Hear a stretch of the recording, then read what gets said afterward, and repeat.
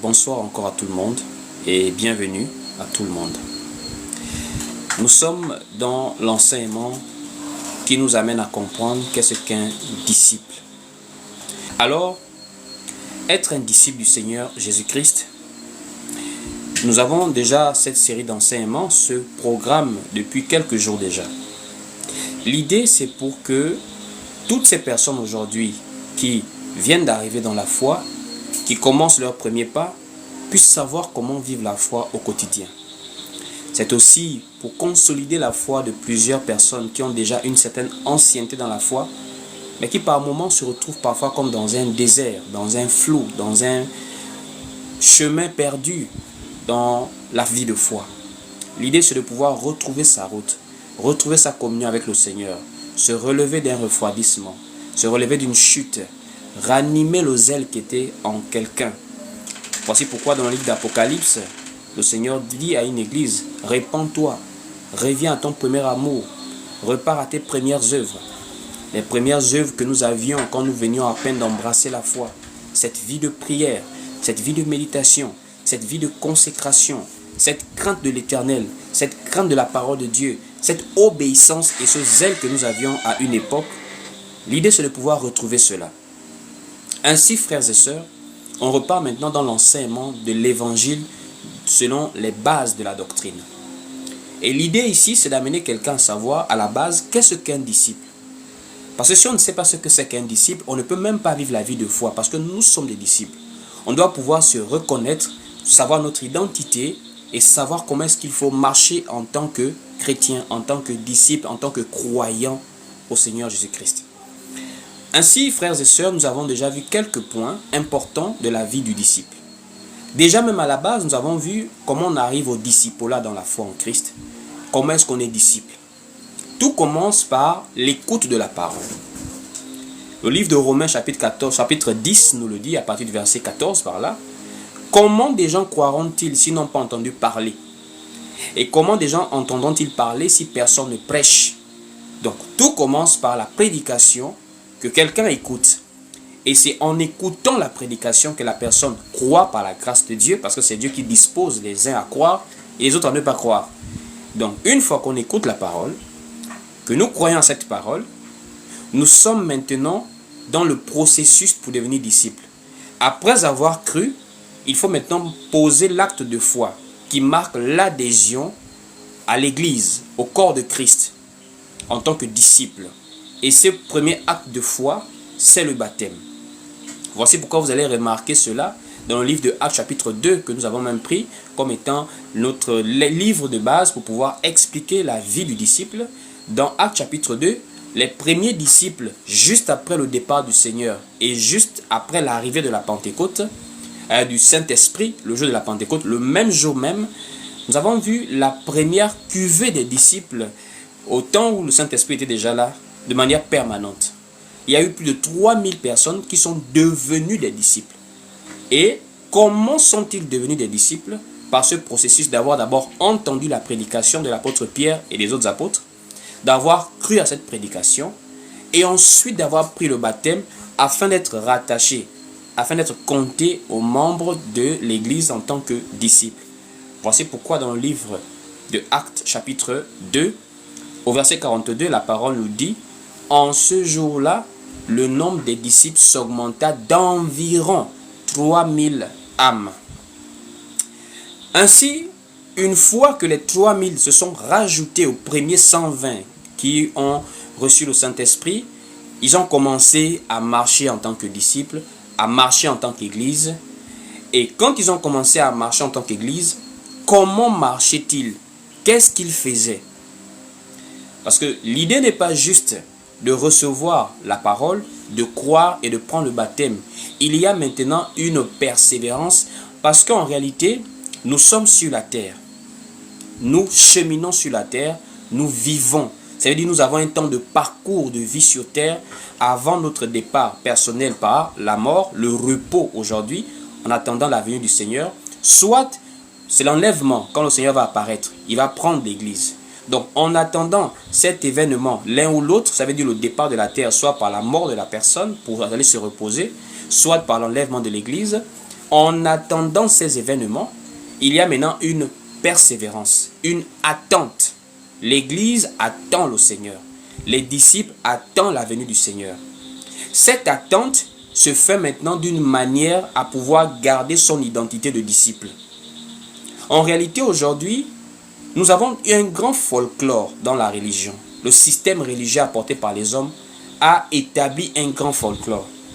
Ça veut dire quand on parle d'église, c'est devenu toute une institution à part entière qui n'a rien à voir avec la vie du croyant. C'est un bâtiment agréé par l'État qui a une identité juridique, qui est géré par plusieurs personnes qui sont un peu parfois liées à la politique. Il y a des confédérations. Voici pourquoi on a maintenant établi aussi des écoles théologiques. C'est maintenant à base des diplômes. Il y a maintenant tout un folklore qui n'a rien à voir avec le modèle biblique de la persévérance des saints en tant qu'Église. Quand vous allez observer très clairement, avec une attention particulière, la vie des premiers croyants, dans Actes par exemple, Actes des Apôtres, ce livre, vous allez remarquer qu'en réalité, quand on parlait de la foi, quand on parlait de l'Église, quand on parlait des réunions, c'était beaucoup plus un mode de vie. Ce n'était pas tant un système, c'était un mode de vie. Ça veut dire quoi? Ça veut dire on vivait la foi chez nous premièrement, en famille. Et on se réunissait pour se fortifier. Ce n'était pas tant un bâtiment qu'on passait des années à construire à coups de millions. Ce n'était pas là-bas que le pasteur était pour dire que c'est là-bas qu'on parle le croisé, c'est là-bas qu'on fait maintenant les comités, c'est maintenant là-bas qu'on fait tout. Ce n'était pas toutes ces choses. C'était des personnes qui croient au Seigneur et qui persévèrent dans cette foi-là. S'il faut se réunir, ils se réunissent, ils partagent la parole et ils vaquent à leurs occupations. D'autres sont des pères de famille, des mères de famille, des gens mariés, des jeunes. Ça veut dire en réalité, ce n'était pas des obligations ecclésiastiques que nous avons aujourd'hui. C'était juste le partage d'une foi que nous avons en commun. Voici pourquoi c'était très simple en réalité. La persévérance des premiers disciples était une persévérance simple, non basée sur des bâtiments, non basée sur une institution qui a été prise par les hommes et mise sous forme juridique avec tout ce que nous voyons aujourd'hui. C'était juste le fait de partager une parole en laquelle nous croyons de temps en temps, sinon aussi longtemps que possible, parfois tous les jours ou encore dépendant de la possibilité que les disciples avaient. Voici pourquoi, je répète, il y avait même beaucoup plus d'églises de maison. On parlait des églises de maison. Les apôtres n'ont pas construit de bâtiments en réalité pour pouvoir persévérer. Parce que quand on parle de la persévérance, ce n'est pas lié à un bâtiment quand on parle des réunions d'assemblée. Les réunions, c'est le fait de se rencontrer. C'est le fait de se regrouper. On n'a pas besoin forcément d'un bâtiment. Ce n'est pas interdit en même temps. Mais c'est pour dire l'essentiel était d'abord la vie du croyant. Son assise, son enracinement dans la foi, sa persévérance et le fait de pouvoir veiller les uns sur les autres. Voici pourquoi directement une vie familiale s'établissait pour pouvoir persévérer dans la fréquentation fraternelle. Ainsi, il y avait maintenant des bases en tant que croyants, en tant que disciples.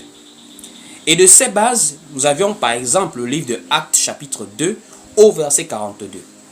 Juste après la première cuvée, sinon la première pêche aux âmes, sinon la première grande évangélisation au temps de l'église, le jour de la Pentecôte. 3000 personnes se convertissent et ils sont rattachés aux membres de l'église qu'ils ont trouvés. Et de là maintenant, on voit comment ils persévéraient. Alors, comment persévéraient-ils? Le livre de Actes chapitre 2, au verset 42 nous dit, ils, ça veut dire les disciples, les apôtres, les frères et sœurs, tous ensemble, ils persévéraient dans l'enseignement des apôtres. Acte 2 au verset 42. Donc, l'importance de l'enseignement, l'importance des assemblées pour s'édifier. Parce que l'enseignement nourrit en fait notre âme, notre côté intérieur, en vue qu'il puisse croître et arriver à la mesure de la stature parfaite de Christ. Ainsi, en tant que disciples, nous avons besoin d'évoluer dans l'enseignement. Nous avons besoin d'être immergés dans des temps d'édification réguliers afin de pouvoir croître et acquérir de la maturité dans la foi. Parce qu'en réalité, nous avons compris qu'avec le temps, il y a des doctrines qui ont commencé à piluler un peu partout. Ça veut dire en dehors de la sainte doctrine de Jésus-Christ, qui sont les prescriptions du Seigneur, il y a maintenant des interprétations particulières qui ont commencé à se propager, même au temps des premiers disciples, même au temps des premiers apôtres. Voici pourquoi vous allez remarquer, l'apôtre Paul va par exemple recommander à Timothée de veiller à ce qu'il n'y ait pas d'autres personnes qui prêchent de fausses doctrines, de faire attention aux doctrines de démons, de persévérer dans la sainte doctrine. C'est la même chose que l'apôtre Paul va dire dans le livre de Tite chapitre 2, en disant, pour toi, dis les choses qui sont conformes à la saine doctrine. C'est parce qu'il y avait maintenant cette idée de veiller, de conserver la parole du Seigneur pour la vie et la persévérance du croyant, tout en mettant une barrière dans l'enseignement qui permet d'éviter qu'il y ait du levain, ça veut dire des fausses doctrines, des faux enseignements dans l'évangile. Donc l'enseignement était important. Jusqu'à aujourd'hui, c'est toujours capital dans la vie du croyant. On ne peut pas aimer la prière plus que l'enseignement. On ne peut pas aimer danser plus que l'enseignement. On ne peut pas aimer chanter plus que l'enseignement. C'est l'enseignement qui nous amène à connaître qui est Dieu, connaître comment on adore Dieu, connaître comment on persévère. C'est en étant bien enseigné qu'on peut très bien chanter pour le Seigneur. Puisque David va dire, nous chantons ta parole. David ne chantait pas des choses mondaines. David ne chantait pas simplement la chair. David chantait la parole de Dieu. Ça veut dire c'est l'enseignement de la parole qui l'inspire pour pouvoir chanter. Voici pourquoi les psaumes de David, ce sont des prophéties bibliques. L'apôtre Pierre va commencer avec le psaume de David. Pierre dit, David a dit, ton sein ne verra pas la corruption. Mais alors que David est en train de prêcher. Mais nous voyons le psaume. Mais pour David, ce sont des enseignements. C'est la parole de Dieu qui est véhiculée. Donc même pour chanter, nous sommes inspirés par la parole de Dieu. L'enseignement devient la base de la vie du croyant. On doit être enseigné pour bien évoluer. Le deuxième point, c'est la communion fraternelle. Alors la communion fraternelle, c'est simplement d'abord l'unité des cœurs. Ensuite, l'unité, en fait, le rassemblement régulier des membres de l'assemblée dans un lieu géographique. Donc, l'unité des cœurs, c'est très important de savoir que quand nous sommes Église, nous sommes issus d'un seul Dieu par le Seigneur Jésus-Christ. Ça veut dire que nous sommes tous des frères et des sœurs. Et on doit être unis, on doit être en communion d'abord spirituelle. La communion spirituelle, c'est le fait de se reconnaître, de s'identifier à une même entité, le corps de Christ, l'Église. Ça veut dire la même obéissance qui vient de la même parole de Dieu que nous avons ici, doit être la même partout où les frères et sœurs dans la foi en Christ se rassemblent. De la même manière que nous écoutons la doctrine prêchée par Jésus-Christ lui-même, par Paul, par Pierre, c'est la même que nous devons tous prêcher partout où les gens prêchent la parole de Dieu. On ne doit pas avoir une différenciation en termes de doctrine, ni en termes de persévérance. On doit pouvoir se retrouver chez nous avec tout le monde qui prêche la parole de Dieu en esprit et en vérité et qui est adorateur du Seigneur. Ça fait que nous sommes un. Même si parfois nous sommes des pays différents, nous sommes à des lieux géographiques différents, nous sommes des éducations différentes, mais on s'identifie dans une seule entité, dans l'Église. Voici pourquoi vous allez remarquer, l'apôtre Paul pouvait avoir des recommandations générales pour toutes les assemblées. Parce que quand il parle par exemple de la lettre aux Corinthiens, où il dit que les femmes se taisent, il dit comme dans toutes les assemblées. Ce n'est pas seulement à Corinthe. Il dit dans toutes les églises des saints, les femmes doivent se taire. Et même vous voyez par exemple la lettre de Colosse et la lettre de Laodicée, où il parle des échanges. Lorsque vous aurez lu cette lettre, faites-la aussi parvenir à Laodicée et prenez aussi celle qui vient de Laodicée. C'est un peu comme nous voyons les recommandations de l'apôtre Pierre en tant qu'ancien. Il s'adressait aux anciens, aux évêques qui conduisaient le troupeau dans les différents rassemblements appelés églises, assemblées, sinon assemblées locales. Donc l'unité des cœurs, c'est la base d'abord de la communion. Et l'unité des cœurs se fait par le fait de persévérer dans la même parole, dans la même doctrine. Ensuite, nous avons parlé des assemblées. Ça veut dire des réunions d'édification. C'est très important, frères et sœurs. En réalité, c'est selon la disponibilité. Il n'y a pas un jour particulier dans le temps de l'église. Ça veut dire dans la grâce. Nous ne sommes pas soumis à un Shabbat, par exemple, comme les Juifs étaient, de se réunir chaque samedi et de travailler le reste de la semaine. Nous, c'est tous les jours si possible, une fois par semaine, 2 fois, 3 fois. Ça dépend de la disponibilité, par exemple, dans une assemblée locale. Le dimanche n'est pas le jour du Seigneur. Le jour du Seigneur, c'est tous les jours que nous pouvons glorifier son nom. Nous pouvons nous édifier, nous pouvons persévérer ensemble, nous pouvons nous fortifier. Donc selon les disponibilités, on doit, sinon c'est important, c'est très utile de se rassembler pour s'édifier. Donc on doit avoir des réunions parce que c'est dans l'assemblée qu'on enseigne. Comment va-t-on enseigner si on ne s'assemble pas? C'est vrai que de nos jours, il y a des gens qui sont dans l'individualisme à cause des réseaux sociaux. Les gens ont mal compris quelque chose. Que vous le vouliez ou pas, le contact physique a aussi sa part. On parle de l'imposition des mains. Quand c'est à distance, on peut comprendre. Ce n'est pas de votre volonté que vous êtes par exemple éloigné des frères avec qui vous persévérez. Nous avons ici des membres avec qui nous persévérons qui sont à distance de nous. Il y a des cas où on comprend. Mais si vous avez la possibilité aussi de vous réunir, physiquement, géographiquement, c'est important. Parce que c'est dans l'assemblée parfois aussi qu'on se communique l'esprit, ce que vous appelez communément l'onction, ça veut dire le zèle dans la chose de Dieu. On se fortifie plus aussi en assemblée locale. Et c'est en assemblée locale aussi que le Saint-Esprit se dispose à travailler dans les différents membres. Parce que le Saint-Esprit travaille en nous comme le jour de la Pentecôte. C'est dans l'assemblée que ceux qui enseignent. Ça veut dire pasteur, docteur, apôtre, évangéliste, pasteur. Il y a aussi des anciens qui veillent. Il y a des diacres qui gèrent l'assemblée locale, à l'exemple de Jérusalem. Et c'est aussi dans l'assemblée locale que nous avons les dons spirituels qui se manifestent. Le don de la prophétie, la diversité des langues, l'interprétation, le don de la parole de connaissance, de la parole de sagesse, etc. etc. Ça, c'est dans l'assemblée locale. D'où il est important d'avoir régulièrement la communion fraternelle. Ensuite, nous avons vu la fraction du pain. Et la fraction du pain, en réalité, entre dans le même sens de la communion fraternelle. C'est important de pratiquer la fraction du pain. Ça veut dire d'avoir un esprit familial qui nous amène à établir un sens du partage au milieu de nous. Vous savez, la fraction du pain, en réalité, le fait de partager des repas montre en réalité qu'il y a un attachement, qu'il y a une unité des cœurs. Et ça entretient aussi l'unité du groupe. On ne partage pas assez le live ce soir. Hein. Le live n'est pas assez partagé. Donc essayons de faire un effort. Il faut participer au live. On ne parle juste là pour regarder. Nous sommes également aussi en évangélisation. Donc en même temps que nous regardons, en même temps pensons aussi à partager pour que d'autres personnes puissent venir écouter la parole et que Dieu leur fasse grâce selon sa volonté.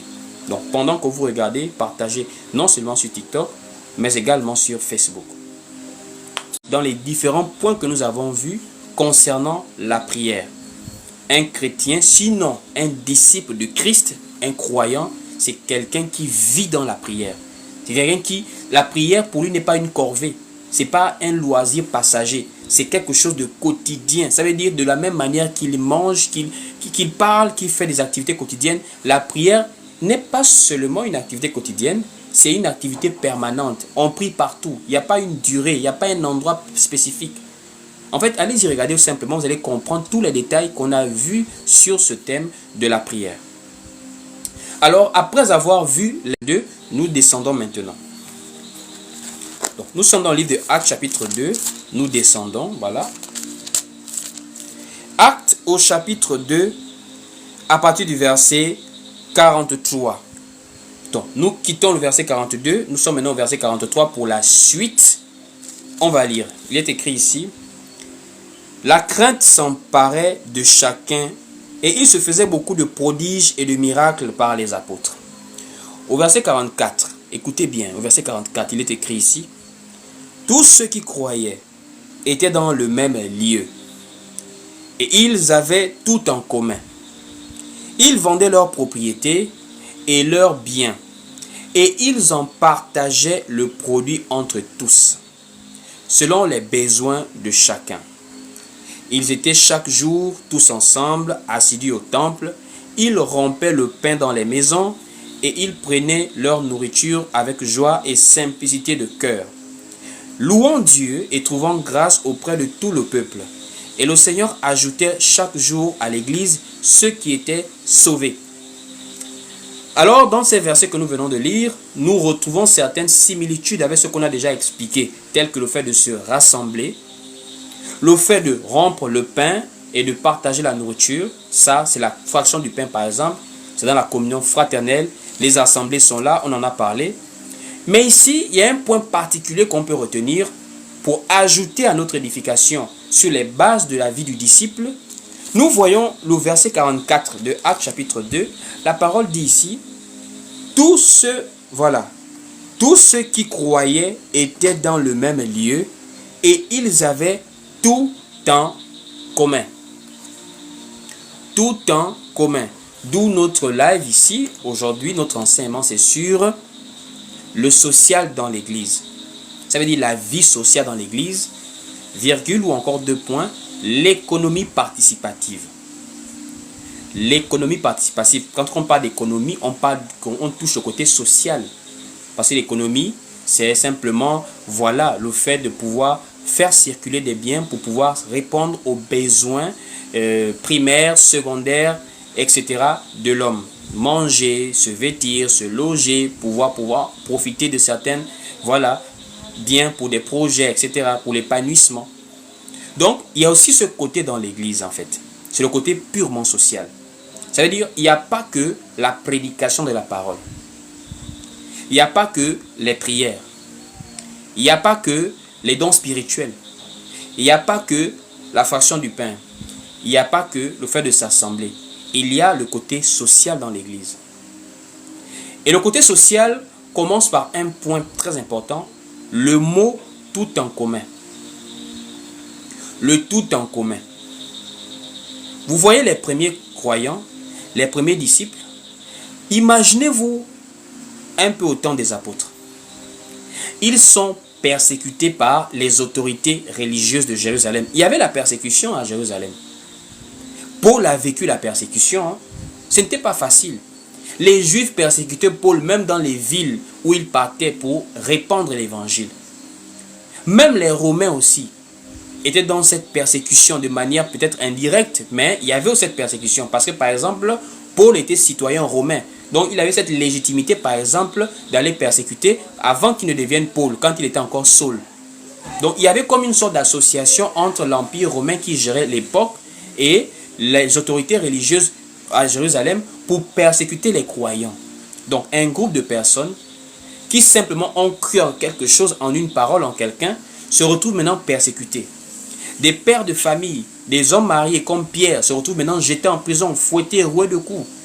Des gens qui avaient leur métier, qui avaient leurs activités se retrouvent maintenant comme à la limite au chômage puisqu'ils sont persécutés. On les cherche pour les jeter en prison. Mais comment est-ce que des gens qui ont vécu un tel niveau de persécution ont voyé comment l'église était glorieuse? On voyait que des gens sont arrivés au niveau où il n'y avait aucun indigent à l'église primitive.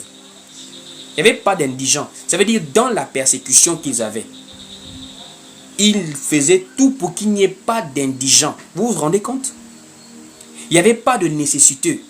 On faisait tout dans les premiers siècles de l'église. Les disciples faisaient tout pour que chacun puisse être soutenu dans la mesure du possible par rapport à la collecte des biens et la distribution des biens. Voici pourquoi on va bien relire quelques passages. Prenons, nous sommes dans le livre de Actes 2 à partir du verset 44 à 45. Écoutez bien. Actes 2, verset 44 à 45, on va lire. Il est écrit ici. Tous ceux qui croyaient étaient dans le même lieu et ils avaient tout en commun. Ils vendaient leurs propriétés et leurs biens et ils en partageaient le produit entre tous selon les besoins de chacun. Selon les besoins de chacun. Et nous partons encore prendre un autre passage qui soutient encore ça en profondeur. Actes chapitre 4, dès le verset 32. Écoutez vous-même. Nous sommes dans Actes chapitre 4, verset 32. Il est écrit ici. La multitude de ceux qui avaient cru n'était qu'un seul cœur. On est toujours dans le social, hein? Mais on commence par l'unité. Dans Acte 2, on dit ils avaient tout en commun. Ici, dans Acte 4, on dit ils étaient un seul cœur. Et donc, il n'était qu'un seul cœur, qu'une âme et qu'une âme. Donc, un seul cœur, qu'une âme. Nul ne disait que ces biens lui appartinssent en propre, mais tout était en commun entre eux.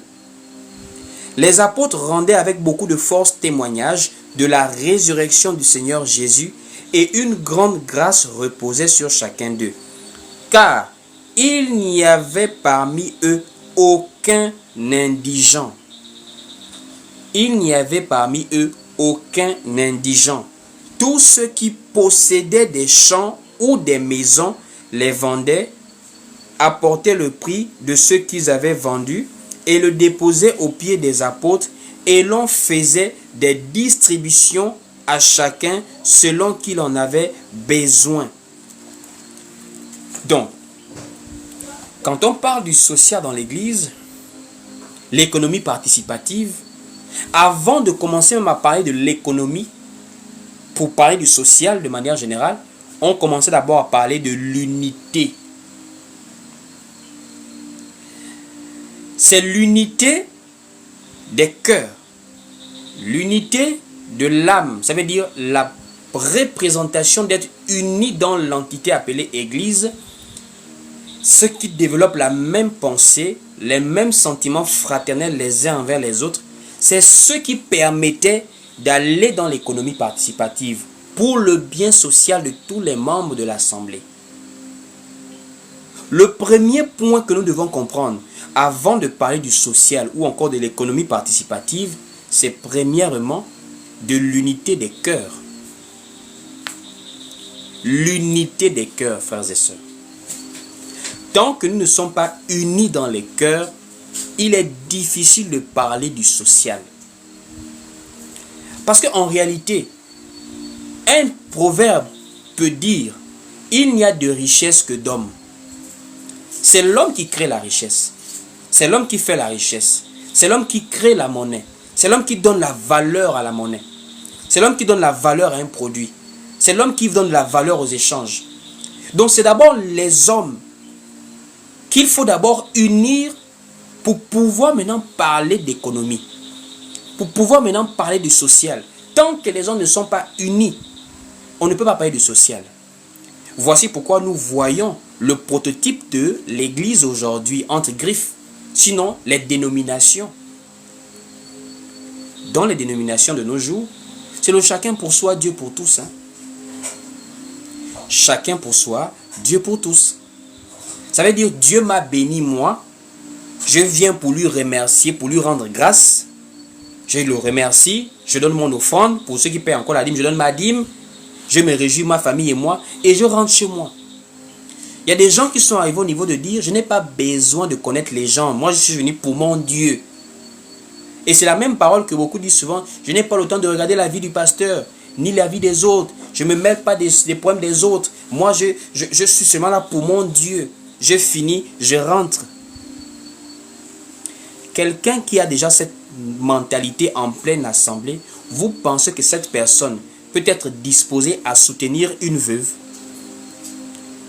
à soutenir un orphelin, à aider ceux qui sont dans le besoin? De nos jours, ce qu'on dit, c'est que soyez des pas. Comme moi, je travaille, allez-y chercher du travail. C'est important. Tout le monde doit se battre. L'apôtre Paul a dit, celui qui ne travaille pas ne mange pas. Voici pourquoi le Seigneur, l'Éternel avait dit, l'homme mangera la sueur de son front. Nous moissonnons, nous récoltons ce que nous sémons. Mais il y a des gens qui sont handicapés, par exemple. Il y a des gens qui sont nécessiteux, pas parce qu'ils sont paresseux, mais leurs conditions ne leur permettent pas de gagner convenablement leur vie, comme d'autres personnes qui sont par exemple valides et qui ont des moyens. Il y a des gens qui sont malades, ça veut dire des maladies, par exemple, des personnes qui sont mal nées, des prématurés, des drépas, etc., etc. Ce sont des gens qui ont la santé fragile. C'est pas pour encourager la paresse, mais c'est pour dire honnêtement, il faut dire la vérité, le social fait partie de l'église. Et le social commence avec l'unité des cœurs, ça veut dire l'amour fraternel. L'amour fraternel ne peut pas amener quelqu'un à être individualiste. Quelqu'un d'individualiste, c'est quelqu'un qui ne pense pas aux autres.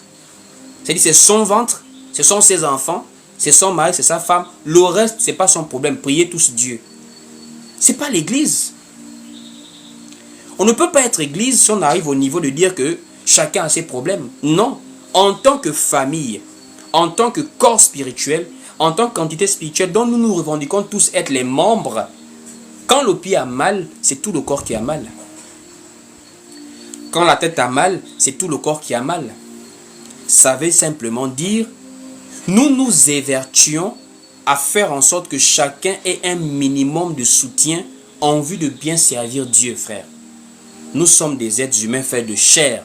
Nous avons la foi en Christ. Nous avons été renouvelés dans notre être intérieur. Mais un ventre affamé n'a point d'oreille. Un ventre affamé n'a point d'oreille.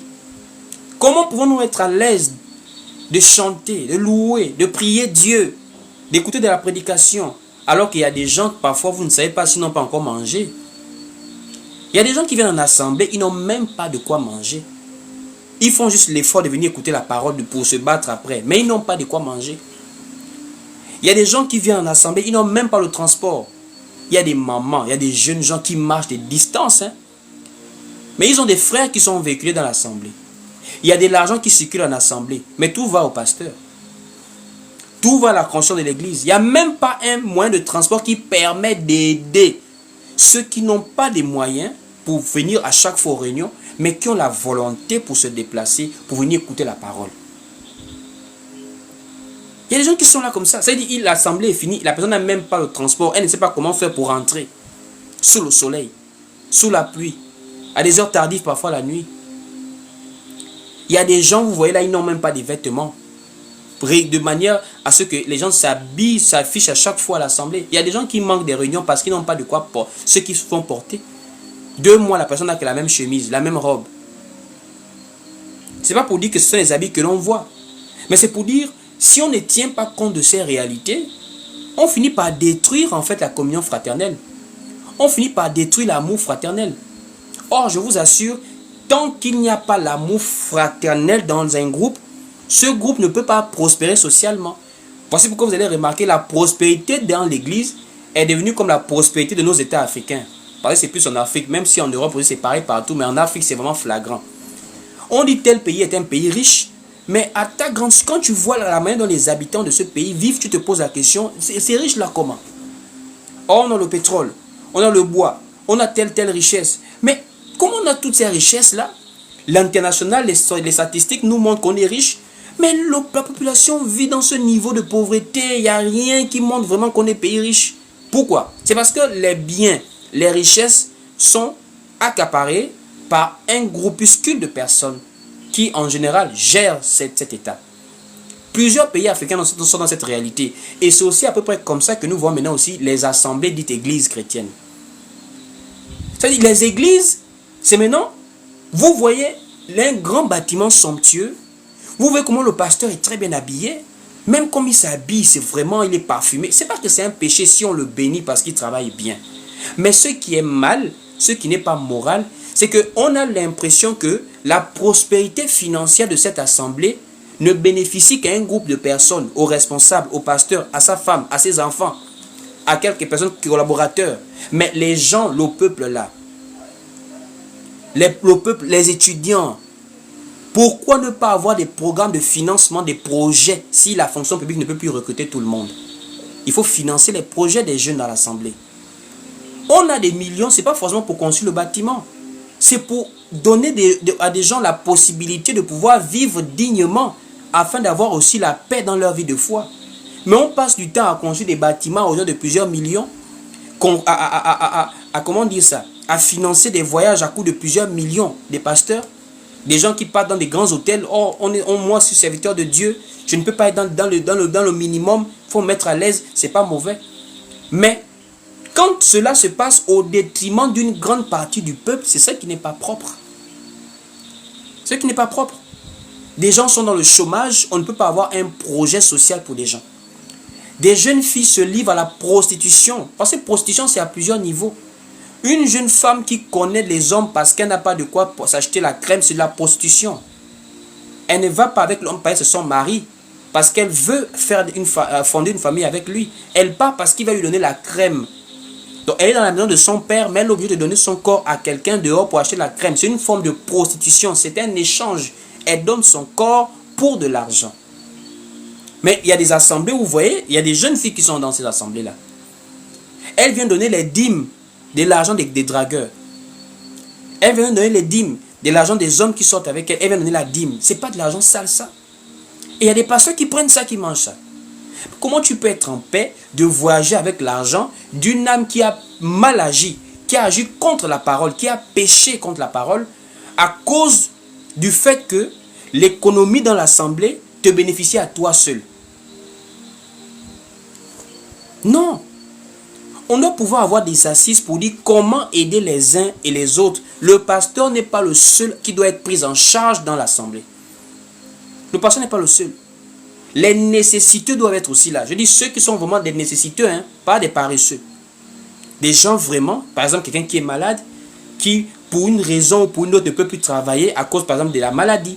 On peut le soutenir s'il croit la parole, s'il a persévéré, s'il a eu à faire une certaine durée dans l'assemblée locale, on doit le soutenir.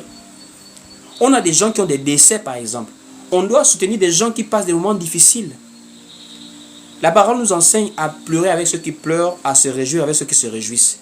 Nous avons des gens qui sont mariés, qui ont des naissances dans les familles, un nouveau-né. Mais c'est le geste qui compte.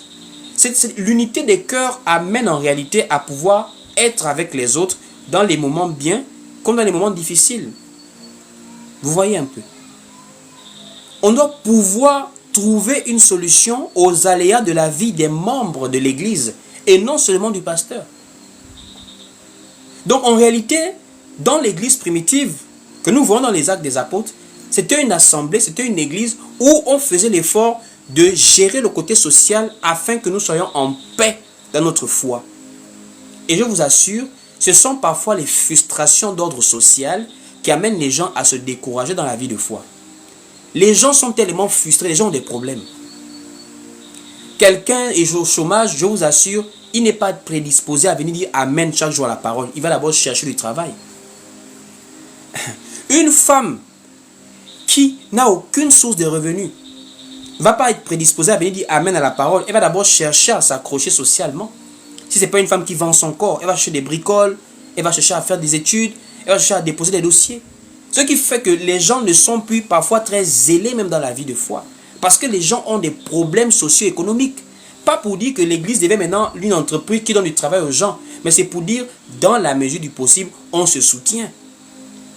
Et comme disent les, je ne sais pas si ce sont les Chinois ou qui, il y a un dicton qui dit, on peut apprendre à quelqu'un à pêcher plutôt que de lui donner du poisson. Les activités rémunératrices, les activités qui permettent de générer des revenus, on peut financer des jeunes. Même des jeunes étudiants, en attendant le travail, ils peuvent faire du commerce. De nos jours, même en ligne, on fait du commerce. Ça permet de faire quoi? L'économie est renforcée. Je vous assure qu'il y a des gens, c'est juste le manque d'intelligence qui font que les gens deviennent des voleurs dans les assemblées. Escrocs. Quand on est intelligent, on établit des bases sociales qui permettent de faire qu'il n'y ait pas de scandales d'escroquerie, d'extorsion, etc., etc. Plus les gens ont un bon niveau social, plus on cherche à assurer le niveau social des membres de l'Église, plus ils vont contribuer à faire et progresser socialement les activités de l'Assemblée, l'économie de l'Assemblée. On pourra mieux financer l'évangélisation. On pourra mieux soutenir le responsable. Parce que c'est vrai que le responsable aussi doit être pris en charge s'il est consacré à l'œuvre. Mais pour qu'il soit consacré, pour qu'il soit pris en charge, il faut que les gens soutiennent. Mais comment les gens peuvent-ils soutenir s'il y a des chômeurs, il y a des indigents, il y a des veuves et des orphelins, il y a des gens, des nécessiteux. C'est-à-dire, même mathématiquement parlant, même le côté, même les gestionnaires, les banquiers, les économistes peuvent vous enseigner à gérer le côté social de l'Église. C'est important, frères et sœurs. C'est très important. On n'est pas seulement à dire Alléluia, Amen. On vit sur la terre. Quand on quitte le réunion, les gens doivent aller manger chez eux. Qu'est-ce qu'on fait? Qu'est-ce qu'on fait? Même les apôtres, ils ont vu la foule qui a suivi Jésus. Ils ont dit Jésus, les gens ont faim. Jésus a dit donnez-leur à manger. Jésus n'a pas dit renvoyer-les à la maison. Hein. Jésus fait comprendre qu'il faut les nourrir. Ça veut dire, en dehors de la parole, dans la mesure du possible, trouver un moyen comment aider les gens socialement. Les estomacs sont là. Et ils ont apporté, Jésus a multiplié. La multiplication du pain et du poisson du Seigneur est l'image aussi du côté social dans la vie de foi. Le côté social dans la vie de foi, je vous assure, c'est important. Quand on a déjà calé les gens socialement, vous allez voir que c'est là où on voit les vrais ministères. Beaucoup sont rentrés dans l'affaire des prêchés là. Parce que socialement, c'est dur, c'est la galère. Il n'a pas le don d'enseignement, il n'a pas l'appel. Quand tu l'écoutes parler, tu sais que lui là, il n'a pas l'appel pour prêcher. Il y a des gens comme ça. Vous arrivez à l'endroit où il prêche, vous vous asseyez. Même vous-même qui êtes assis dans le peuple, le thème qu'il prêche là, vous pouvez prendre ce thème, développer ça mieux que lui. Vous posez la question, lui là, il fait, est-ce que vraiment il est appelé à prêcher? Parfois, c'est le social. Il y a des gens qui sont devenus pasteurs parce qu'ils calculent les dîmes, parce qu'ils cherchent la vie. Ces gens de personnes-là, donnez-leur du travail, eux-mêmes vont démissionner, ils vont abandonner le sacerdoce. Parce qu'ils n'ont pas l'appel. L'appel, c'est pour des gens, même s'ils travaillent, Dieu peut l'amener à quitter le travail pour se consacrer. Parce que lui, il a le don, il a l'appel, c'est un instrument pour la chose. Quand il prêche, c'est un instrument pour amener les âmes à Christ. Il décortique la parole, il révèle des choses. C'est son don, le Saint-Esprit dispose cela en lui. Et le côté social est important, frère. Le côté social aide beaucoup l'Église à se protéger contre les attaques de l'ennemi. Combien de pasteurs se sont compromis à cause du besoin?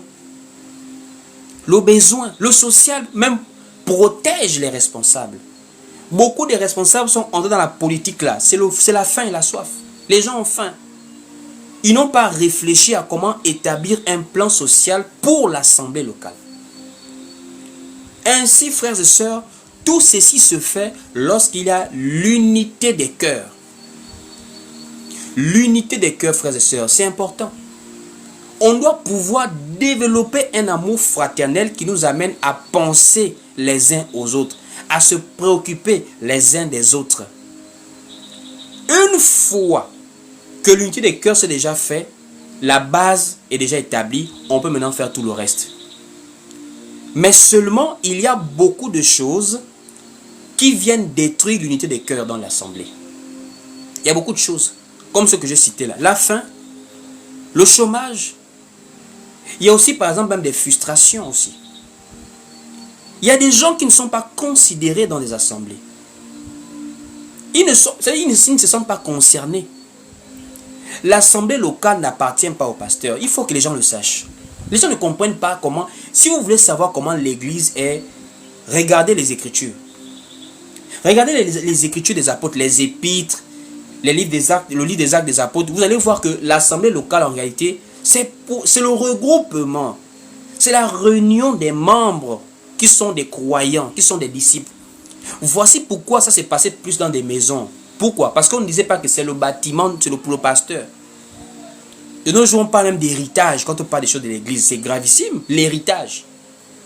En quoi est-ce que l'église de Christ, en quoi est-ce qu'une assemblée locale pourrait devenir un héritage? Les gens pourraient se battre pour cela, mais c'est parce que les gens n'ont pas compris que quand on parle d'église, ce n'est pas lié à un bâtiment. L'église, ce n'est pas lié à une personne. L'église, c'est tout un groupe de personnes qui forment l'église. Donc nous sommes tous responsables de l'église d'une manière ou d'une autre. Nous sommes tous participants. Nous sommes tous concernés. Voici pourquoi dans l'assemblée locale, chacun doit avoir son rôle, sa position, tout en incluant, tout en menant tous les membres à participer. Personne ne doit se sentir exclu de l'assemblée.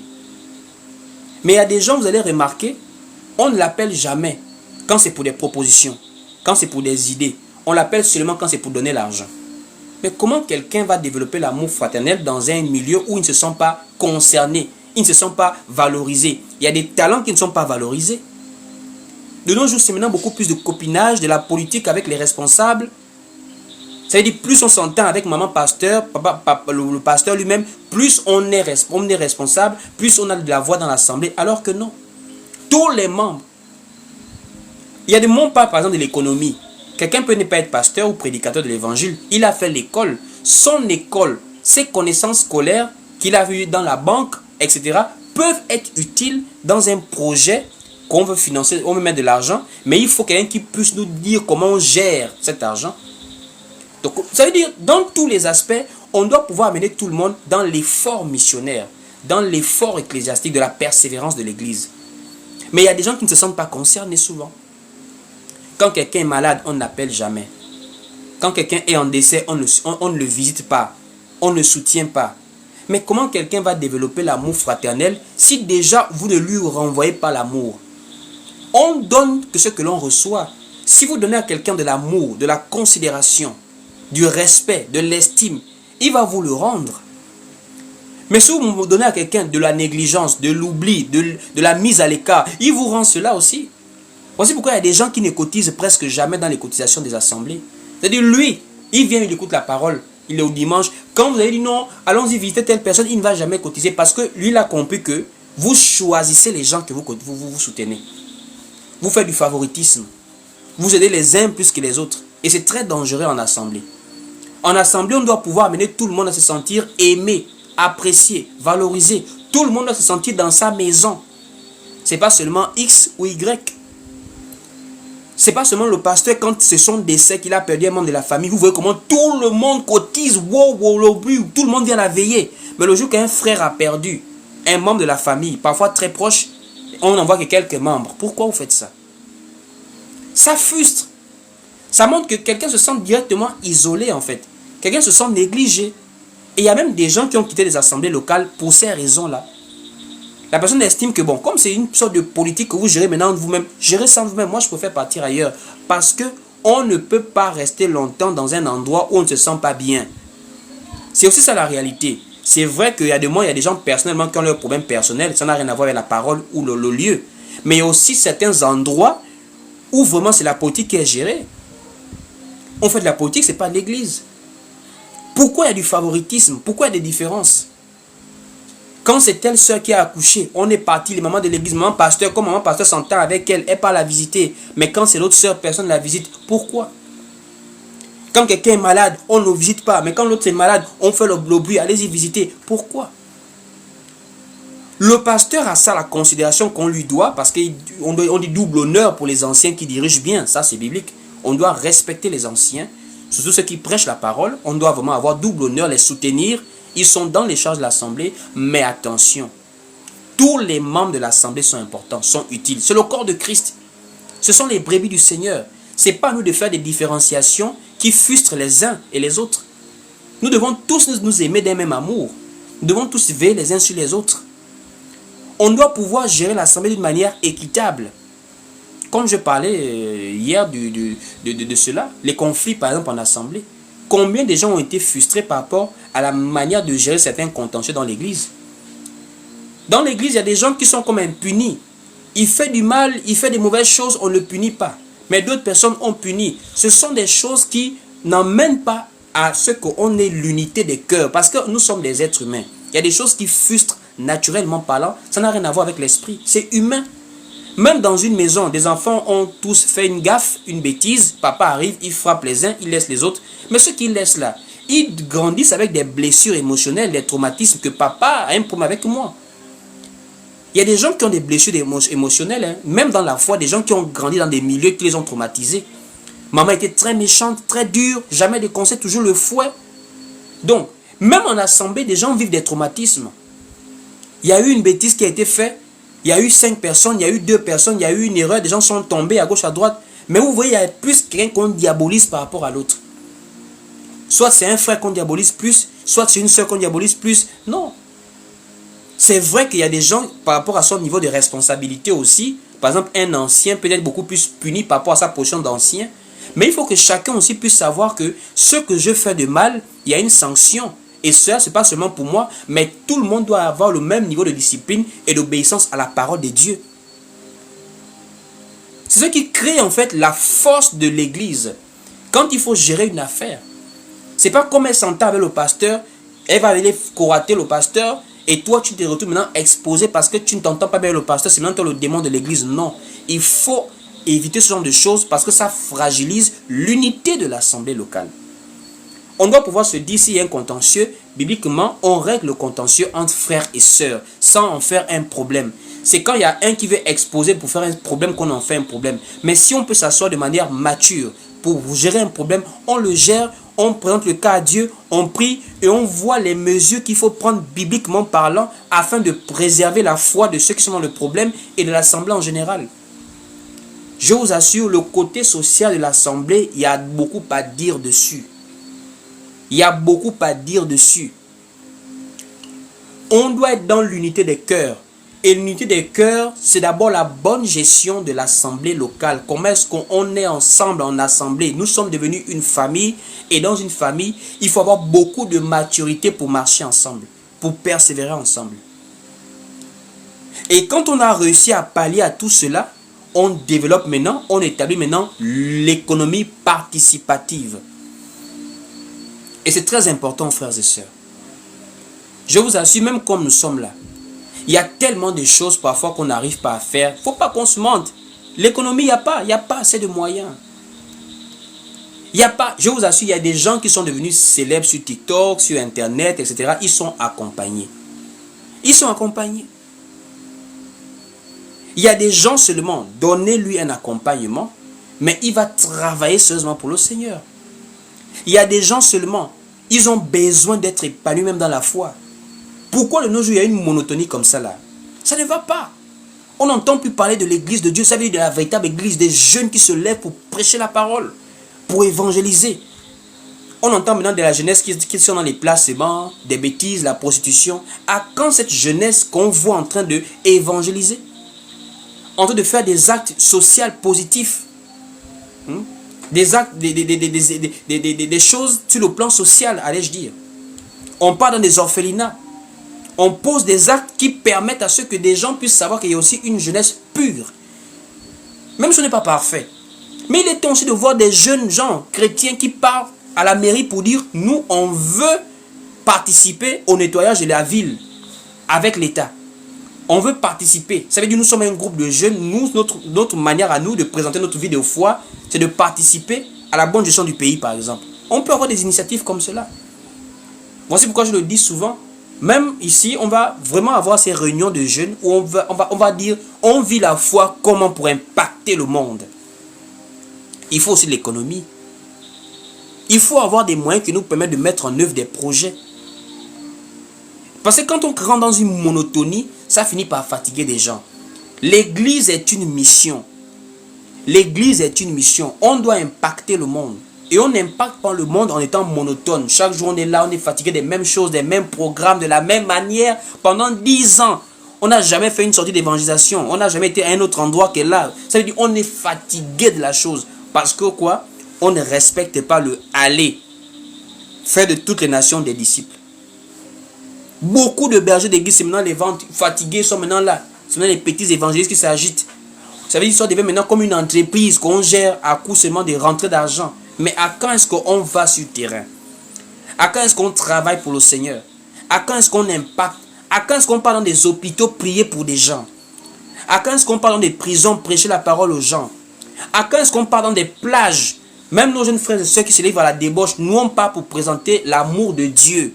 Pas pour dire venez à l'église, non. On part pour dire répentez-vous simplement, Dieu vous aime. On ne vous condamne pas, Dieu vous aime. On a besoin de voir ces choses. Mais ces choses sont faites quand il y a d'abord l'unité des cœurs et une économie qui permet de pouvoir programmer et de financer ce genre d'activité. C'est très important, frère. Le social dans l'église, c'est quelque chose de très très important.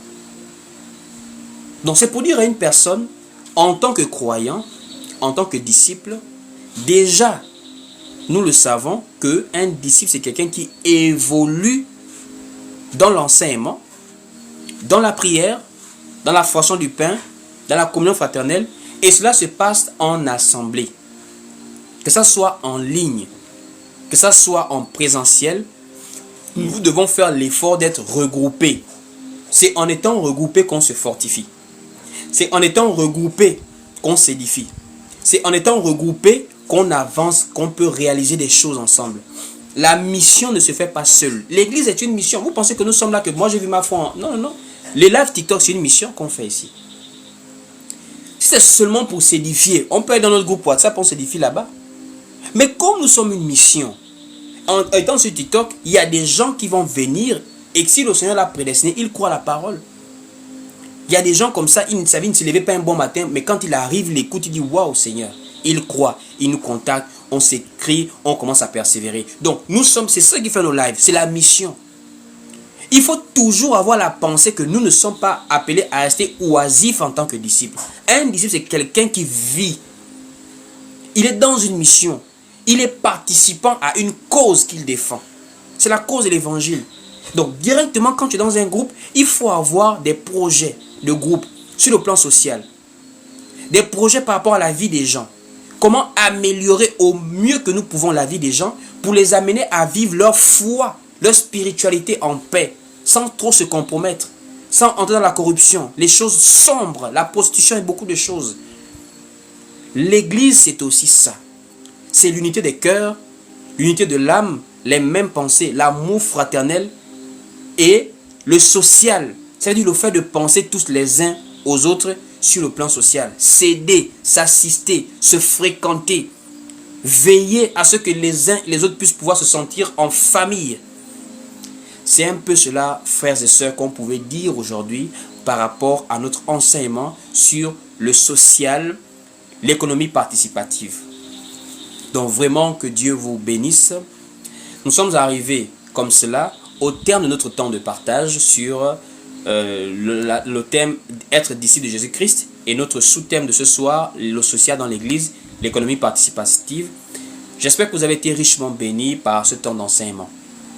Je ne sais pas s'il y a des questions à poser sur le sujet. Si vous avez des questions, vous avez la possibilité maintenant, juste avant qu'on ne coupe le live, de poser la question soit en commentaire, soit vous montez s'il y a des questions supplémentaires concernant le sujet, concernant le thème. En dehors de ça, nous donnons les informations utiles. Nous sommes sur TikTok ici, bien entendu, mais également sur YouTube, sur Facebook et sur Instagram. Notre WhatsApp, c'est sur la bio. Donc, toute personne qui veut être en contact avec nous sur WhatsApp, venez sur la bio, écrivez-nous. Et nous repartons. Sinon, nous sommes également en présentiel. Pour ceux et celles qui veulent être avec nous, nous sommes sur le modèle de l'église de maison. Et c'est un modèle qu'on veut volontairement vraiment ramener dans les cœurs et les pensées des croyants.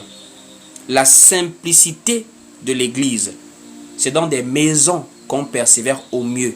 Ça ne veut pas dire qu'on ne peut pas avoir une salle. Si on peut avoir une salle, ce n'est pas un péché.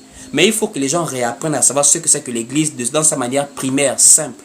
L'église, ce n'est pas le dimanche dans un grand bâtiment. L'église, c'est le fait de se rencontrer avec des frères et sœurs pour louer Dieu, prier Dieu, partager la parole, un enseignement, même dans un salon, même dans une terrasse. Donc vraiment, il y a un programme que je compte préparer bientôt pour des frères et sœurs qui sont au niveau de Libreville, un programme assez particulier en termes d'enseignement, peut-être sur la fin du monde, peut-être sur les derniers jours, mais ce programme sera exclusivement, sinon je vais d'abord le mettre premièrement pour des jeunes frères et sœurs dans Libreville qui voudront venir nous réunir en assemblée et nous serons en église de maison. Ce sera aussi un modèle très fort qui va en porte-à-faux avec ce qu'on a évolué avec. On a tellement évolué avec le bâtiment. On a tellement évolué avec les vestes les dimanches. On a tellement évolué avec ces choses que on a maintenant l'impression que c'est la norme et il faut s'y conformer. Non. On n'a pas à se conformer à ce qui n'est pas obligatoire dans la Bible. Les bâtiments ne sont pas une obligation biblique en termes d'église. Le bâtiment, ce sont des murs. Même chez nous, nous sommes assemblés. Donc vraiment au niveau de Libreville, on va programmer cela d'ici là pour pouvoir inviter des personnes à venir en maison pour pouvoir persévérer de manière simple et voir comment le plus important c'est de s'accentuer sur la communion fraternelle, l'amour fraternel, la fraction du pain, la vie des croyants, leur croissance spirituelle en vue de persévérer jusqu'à la fin. Donc vraiment que Dieu vous bénisse. Si vous souhaitez nous soutenir par rapport à tout ce travail que nous faisons ici pour propager l'évangile, c'est de manière libérale et volontaire. Venez en inbox sur WhatsApp et on va vous envoyer les canaux par lesquels vous pouvez nous parvenir une libéralité ou encore un don de manière volontaire et libérale. Donc je vais prier pour la fin et on se dit au revoir pour ce soir, peut-être à demain par la grâce de Dieu. Je vais prier. Seigneur, je te dis merci pour ce soir et je te rends grâce pour cette parole concernant le social dans l'Église. Je crois que nous avons encore été bénis et je te remets le contrôle maintenant de nos cœurs afin que nous ne soyons pas des auditeurs oubliés, mais que nous puissions mettre en pratique cette parole que tu nous accordes la grâce d'écouter ce soir sur l'économie participative dans l'Église. Nous ne voulons pas être des croyants individuels, des croyants qui ne pensent qu'à eux-mêmes, des égoïstes, mais nous voulons développer un esprit familial en tant qu'Église, nous aimer les uns les autres, veiller les uns sur les autres et soutenir ceux qui sont dans le besoin dans la mesure du possible. Nous voulons qu'en dehors de l'aspect spirituel, le côté social, économique des membres de l'Assemblée puisse également évoluer. N'est-ce pas, ta parole dit, je souhaite que tu prospères à tous égards et que tu sois en bonne santé, comme prospère l'état de ton âme. Ici, il est question, ô Dieu, de la prospérité de l'âme par l'évangile, par la sainte doctrine que nous écoutons chaque jour par la grâce de Dieu, mais également, ô Dieu, de notre aspect social par rapport à la vie sur terre. Seigneur, étends ta main et soutiens-nous.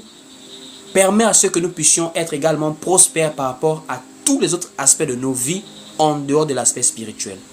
Que l'honneur et la gloire te reviennent, mon Dieu, mon roi. C'est ainsi, au nom du Seigneur Jésus-Christ, que nous avons ainsi prié. Nous disons Amen. Amen et Amen. Donc que Dieu vous bénisse. On se dit au revoir pour ce soir. Passez une très bonne soirée. Shalom, shalom à tout le monde.